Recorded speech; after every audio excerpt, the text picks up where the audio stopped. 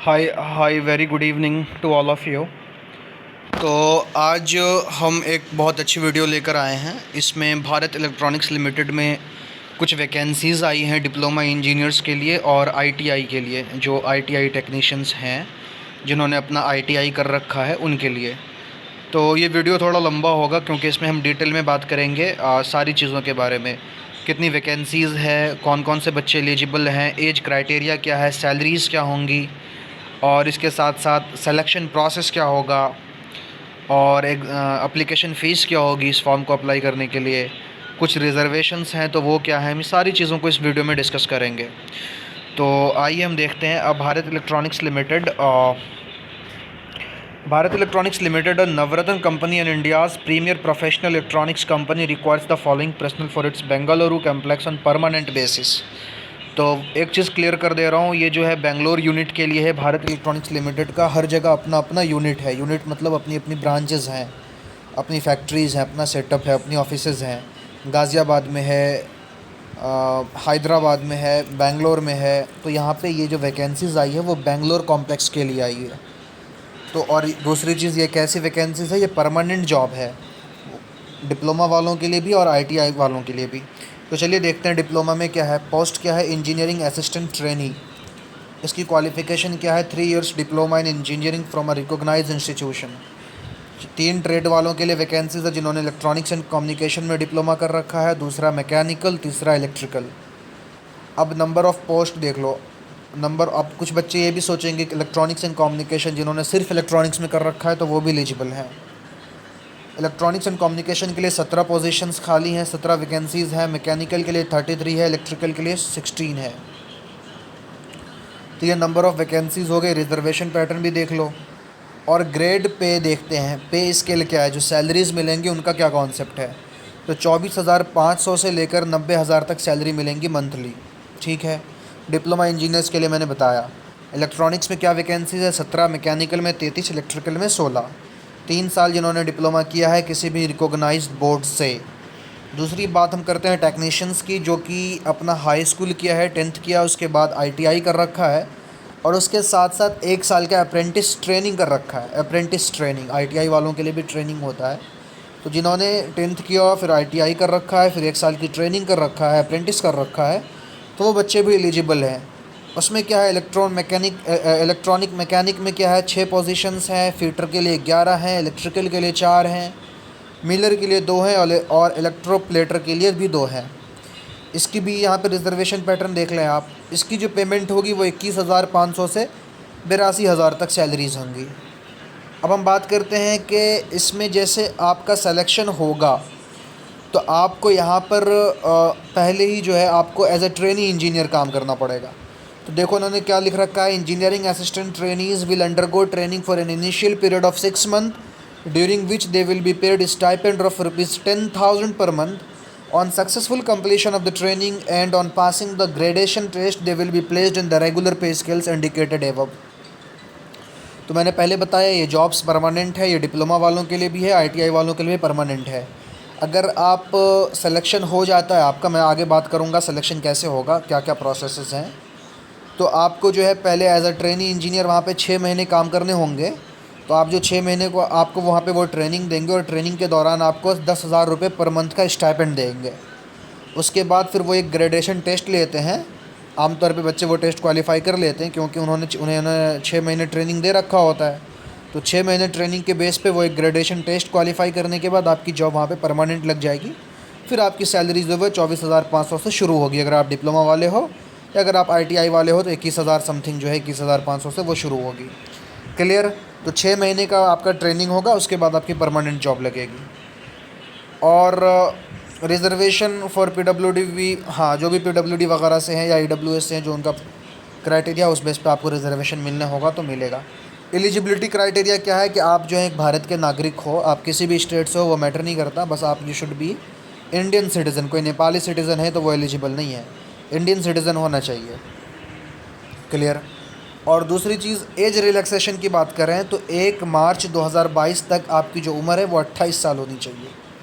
1 मार्च 2022 maximum 28 साल होनी चाहिए, उससे ज़्यादा एज नहीं होनी चाहिए। उससे कम हो तो चलेगा, उससे ज़्यादा नहीं होनी चाहिए। दोनों के लिए सेम एज क्राइटेरिया है, डिप्लोमा वालों के लिए भी, आईटीआई प्लस अप्रेंटिस वालों के लिए भी। क्लियर? हाँ, अगर कोई बंदा ओबीसी से आ रहा है, नॉन क्रीमी लेयर, तो उसको 3 साल का एज रिलैक्सेशन है, मतलब 28, 29, 30, 1 मार्च 2022 तक वो 29 साल का, 31 साल का भी होगा तो चलेगा। उसी तरीके से एससी एसटी है तो उसको 5 साल का है, और अगर कोई पीडब्ल्यूडी है तो उसको मिनिमम 10%, 40% डिसेबिलिटी है अगर पीडब्ल्यूडी में, तो उसको 10 साल का वो है, एज रिलैक्सेशन है। ठीक है। Upper age limit specified is applicable to general category on candidate.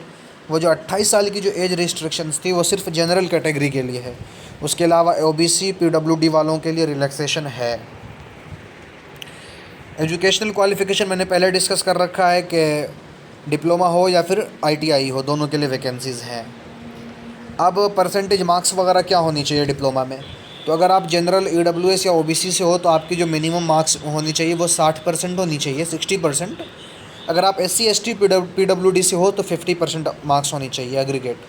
अगर हम टेक्नीशियन की बात करें आईटीआई वालों के लिए भी, तो उनके लिए भी सेम है, जनरल ईडब्ल्यूएस ओबीसी के लिए 60%, एससी एसटी पीडब्ल्यूडी के लिए 50%। Experience no experience is required, कोई एक्सपीरियंस की ज़रूरत नहीं है। आप फ्रेशर हो, नो प्रॉब्लम, आप बस डिप्लोमा होनी चाहिए और आपको वो सिलेक्शन एंट्रेंस क्वालिफाई करना है, सिलेक्शन प्रोसीजर जो है। अब हम देखते हैं मेथड ऑफ सिलेक्शंस क्या है।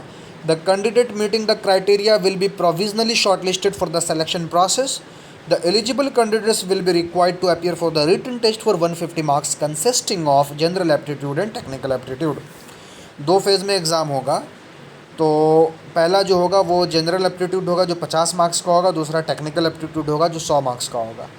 जनरल एप्टीट्यूड में क्या होगा? जनरल मेंटल एबिलिटी क्वेश्चंस होंगे, एप्टीट्यूड टू लॉजिकल रीजनिंग्स होंगे, analytical comprehension ability, basics numeracy, data interpretation skills and general knowledge. भाई देखो क्या है ना कि आजकल इस तरह की जो जनरल एप्टीट्यूड का जो टेस्ट है ना, ये हर जगह मैंडेटरी हो गया। अगर आप किसी कॉलेज में भी पढ़ रहे हो, I am not sure, even if you are studying your diploma और if you are studying your bachelor BTech वगैरह कर रहे हो, जो कंपनीज़ आती हैं प्लेसमेंट के लिए, वो भी पहले एक फ़िल्ट्रेशन प्रोसेस है उनका। वो पहला टेस्ट जो लेती हैं वो एक एप्टीट्यूड टेस्ट ही लेती हैं। तो एप्टीट्यूड तो डेवलप करना ही पड़ेगा एनी हाउ, क्योंकि ये कहीं ना कहीं एक मतलब मैंडेटरी बन गया, मैंडेटरी प्रोसेस बन गया है। तो यहाँ पर भी जो मेथड ऑफ सिलेक्शन है वो आपको पहले एप्टीट्यूड एग्ज़ाम देना होगा जो कि 50 मार्क्स का होगा। उसके बाद टेक्निकल एप्टीट्यूड जो 100 मार्क्स का होगा, और वो आपका डिपेंड करेगा आप किस ट्रेड से। अगर आप इलेक्ट्रॉनिक से हो तो इलेक्ट्रॉनिक से क्वेश्चंस आएंगे, मैकेनिकल हो तो मैकेनिकल से आएंगे, आईटीआई हो तो अगर आईटीआई आप इलेक्ट्रिकल में हो, आईटीआई आप फिटर में हो, तो आपकी जो ट्रेड है उससे रिलेटेड क्वेश्चंस आएंगे 100 मार्क्स के, वो आपका टेक्निकल एप्टीट्यूड होगा। बाकी पहला जो जनरल एप्टीट्यूड होगा वो कहीं ना कहीं कॉमन ही होगा। चलो, हाँ, मिनिमम क्वालिफाइंग मार्क्स क्या होगा? जो जनरल ओबीसी डब्ल्यूएस हैं उनके लिए 35% चाहिए, बोथ पार्ट 1 और पार्ट 2 में सेपरेटली, दोनों में 35% चाहिए, तो आपके लिए वो मिनिमम क्वालिफाइंग मार्क्स होंगे। ठीक है, मतलब आपको एप्टीट्यूड में भी 35 चाहिए और आपको इसमें भी चाहिए 35। किस में? सॉरी, क्या नाम है यार, टेक्निकल में भी चाहिए 35%। एससी एसटी पीडब्ल्यूडी हो तो 30% चलेगा। पे अलाइंस वगैरह का है तो मैंने पहले डिस्कस कर रखा है कि आपको जब आपका सिलेक्शन हो जाएगा तो शुरुआती टाइम पे आपको 6 महीने तक 10,000 रुपये स्टाइपेंड दिया जाएगा, क्योंकि उस 6 महीने में लोग आपको ट्रेनिंग देंगे। अब भारत इलेक्ट्रॉनिक्स लिमिटेड कंपनी जो है वो आपको ट्रेनिंग देंगी 6 महीने तक। उस ट्रेनिंग के बाद आपका एक ग्रेडेशन टेस्ट होगा, उस बेस पे आमतौर पे वो टेस्ट क्वालिफाई कर लेते हैं बच्चे। उस बेस पे जो है फिर आपका सिलेक्शन हो जाएगा, फिर आपको परमानेंट जॉब लग जाएगी।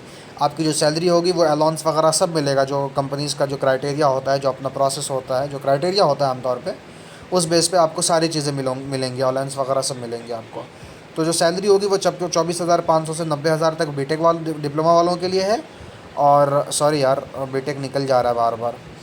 तो 24,500 से मैंने क्या बताया, 90,000 तक डिप्लोमा वालों के लिए है, और आईटीआई वालों के लिए जिन्होंने अप्रेंटिस कर रखा है उनके लिए मैंने बताया कि 21,500 से 80,000 या 82,000 के समथिंग है।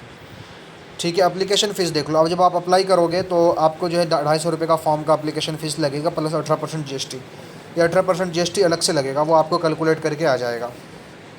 ठीक है, ये आपका समहाउ जो है ना 300 रुपये के आसपास पड़ेगा।